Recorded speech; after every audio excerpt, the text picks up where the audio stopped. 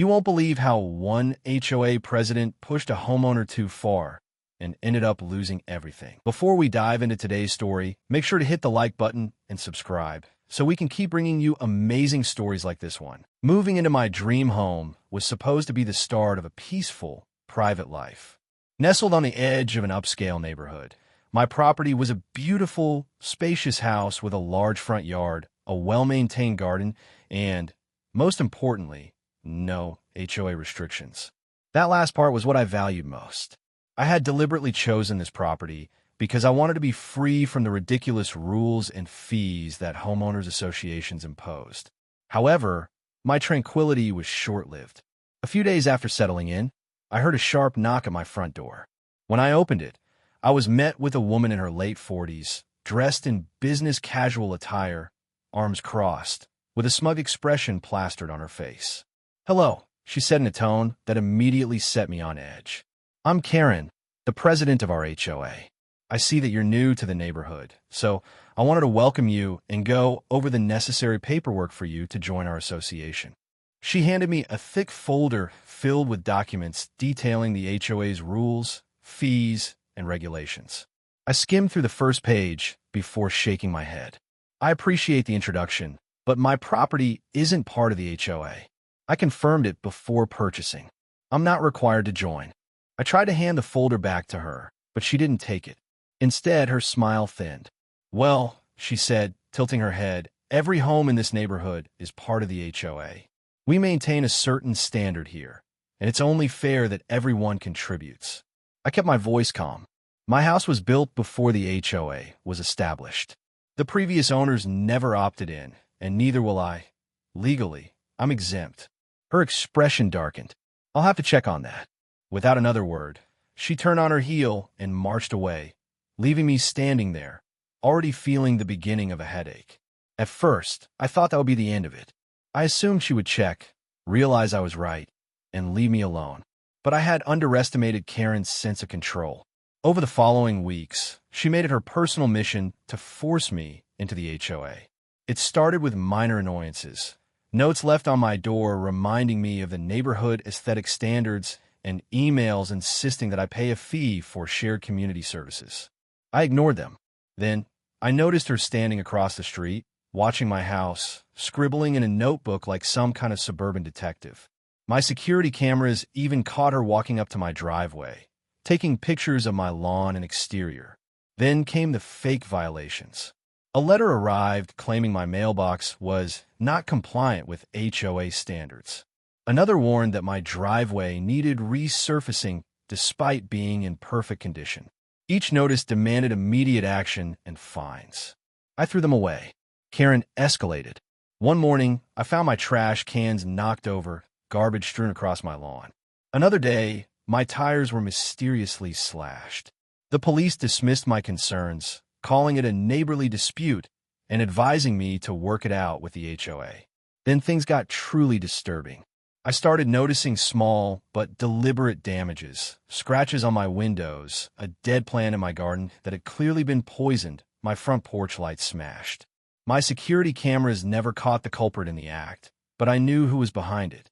One night, I heard rustling outside. Checking my cameras, I saw Karen standing near my fence, flashlight in hand. She was inspecting my property like she was a city inspector. Furious, I stormed outside. "What the hell are you doing?" I demanded.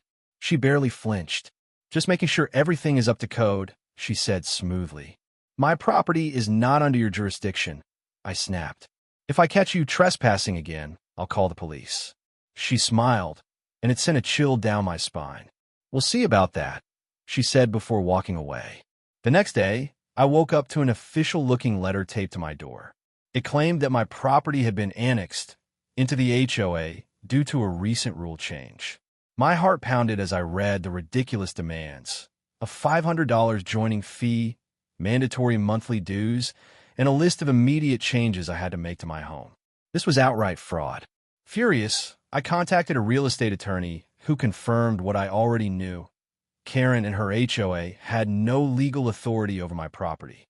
I sent her a cease and desist letter, hoping that would finally shut this nonsense down. But Karen wasn't just persistent, She was downright dangerous. The harassment ramped up. My mailbox was vandalized beyond repair, my garden hose was sliced, and a rock was thrown through my front window in the dead of night. I installed more security cameras, but the footage never caught anyone directly in the act. It was always just outside the frame, just out of reach. I finally confronted Karen again in broad daylight while she was gossiping with other HOA members on her porch.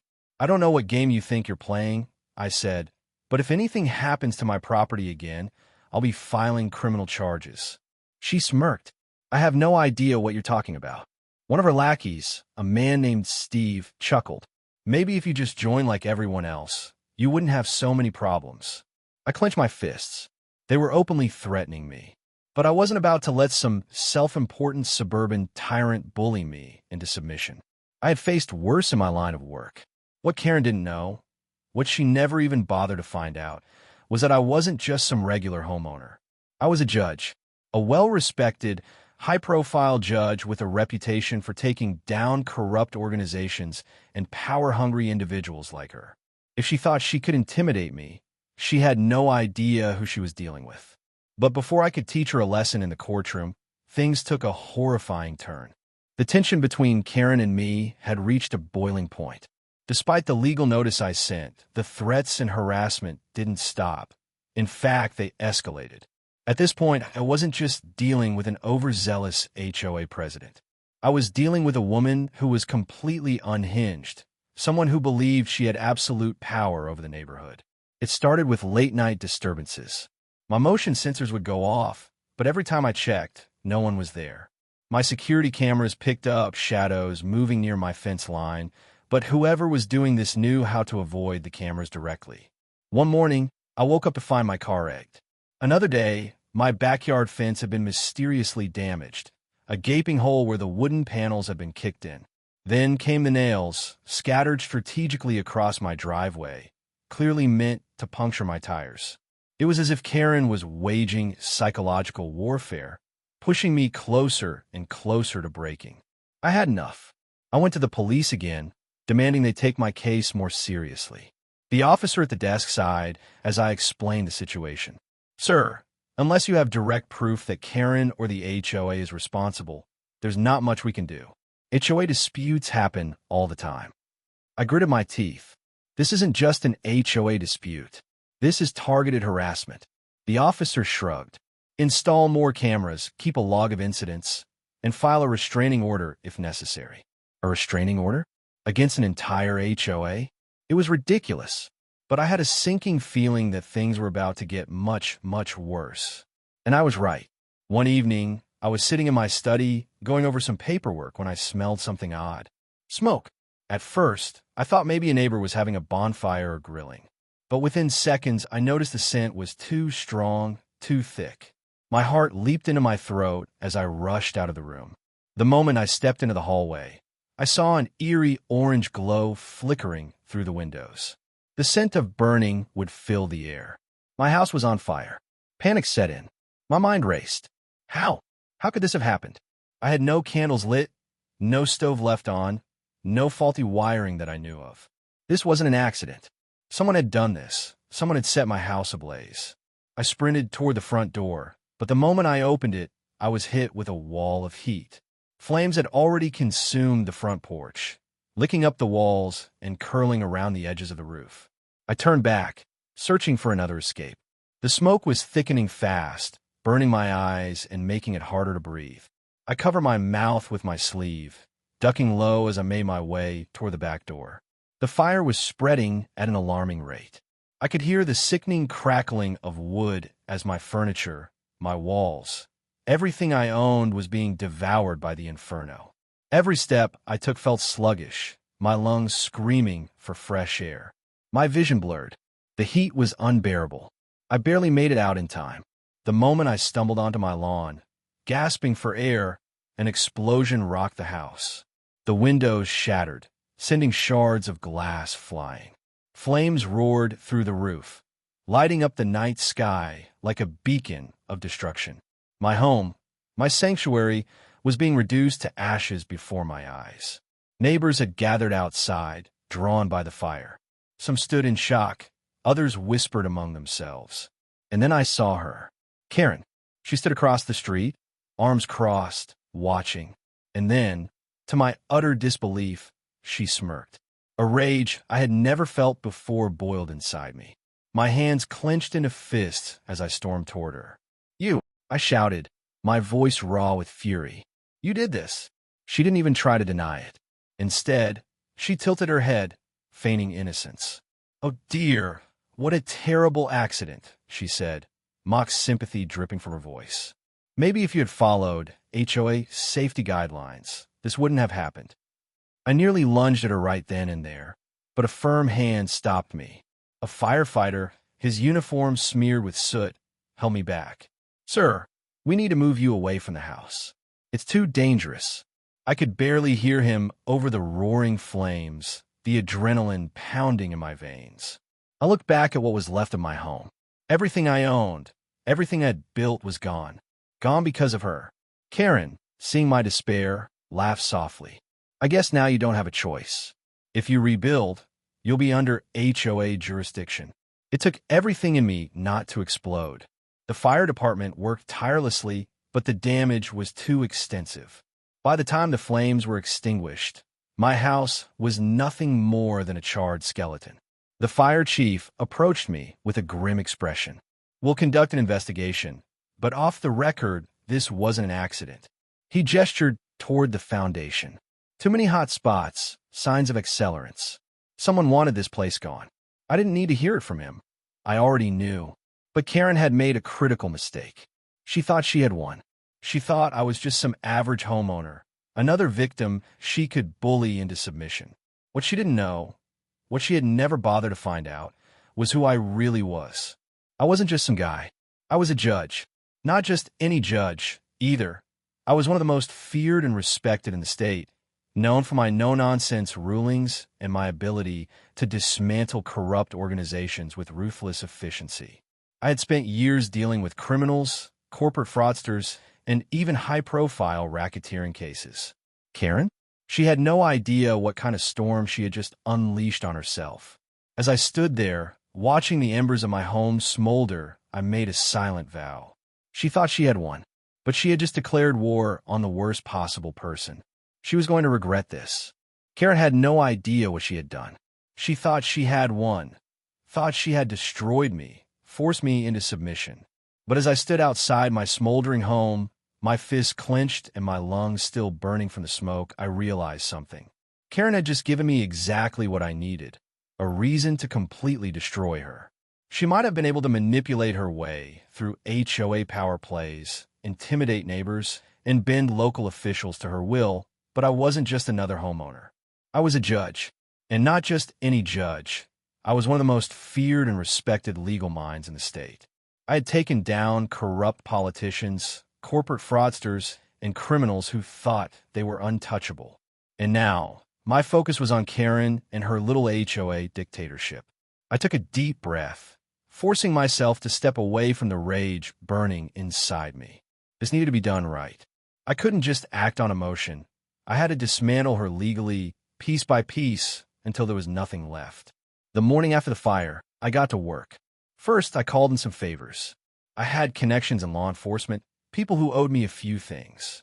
It didn't take much convincing to get an arson investigation launched immediately. Normally, these things take time, get buried under red tape, and go unresolved for months. But not this time. By noon, fire inspectors were on the scene, and the moment they found traces of accelerants, the case officially became arson. That meant felony charges. And that meant whoever did this was going to prison. Karen, of course, was still playing her game. When she saw the police at the scene, she had the audacity to come over and act like she was concerned. "Oh my goodness," she gasped dramatically, placing a hand on her chest. "It's just such a tragedy. I can't believe something like this would happen in our safe HOA community." I turned to her slowly, meeting her eyes with a cold stare. "You'll believe it soon enough." Something in my tone must have unnerved her because, for the first time, she hesitated. Just a flicker of doubt in her expression. But then she smirked again, regaining her confidence. "I hope you find the person responsible," she said, her voice laced with amusement. These things tend to happen when people don't follow proper HOA regulations. She was baiting me, but I wouldn't bite. Instead, I gave her a slow nod. Oh, I will.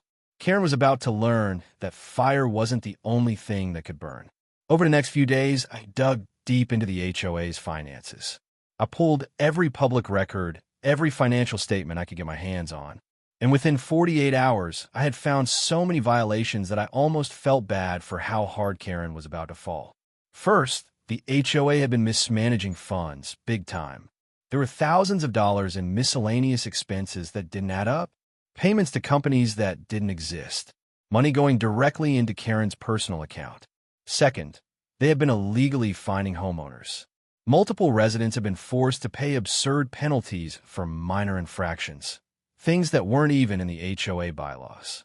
Some had even been threatened with foreclosure if they didn't pay up. And the best part? Karen wasn't even a legal HOA president. She had rigged the last election, forging documents to extend her term.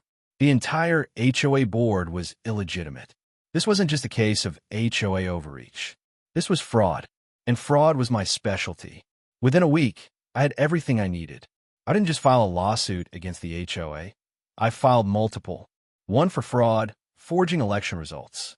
One for financial misconduct, embezzling HOA funds. One for harassment and intimidation, targeting homeowners. And of course, a personal lawsuit against Karen for arson and destruction of property. The moment she was served, her smug demeanor vanished. She stormed up to me in a rage, shoving the papers against my chest. "What the hell is this?" she shrieked. I looked at her with calm, calculated coldness. "This," I said, tapping the lawsuit. "This is the beginning of your end." She turned red. "You can't do this," she snapped. "You have no proof." I smiled. "I have more proof than you can imagine." And then, as if on cue, one of my police contacts stepped forward. "Karen Mitchell," he said, pulling out a pair of handcuffs. "You're under arrest for suspected arson." Her face drained of color. What?" she stammered, stepping back. "You can't arrest me." I didn't. But the evidence was overwhelming. The arson investigation revealed that the fire had started from multiple points around my house, meaning it was deliberate. Witnesses had seen Karen lurking near my property that night, and when they checked her phone records, she had made multiple suspicious calls to a known arsonist. It was over. Karen was hauled away in handcuffs, screaming that she was being set up. But that was just the beginning. The lawsuits crushed the HOA. The fraud investigation revealed everything, and the board members, who had been backing Karen, turned on her immediately to save themselves. By the end of it, the HOA was completely dissolved. Karen? She lost everything. She was convicted of arson, fraud, and embezzlement. She faced 15 years in prison. She had to pay back thousands in stolen HOA funds. And worst of all for her, she was utterly humiliated. The woman who thought she could control everything ended up with nothing. With the HOA gone, the neighborhood thrived. Without Karen's ridiculous rules, people were happier. I helped form a new, voluntary neighborhood association that actually helped homeowners instead of exploiting them.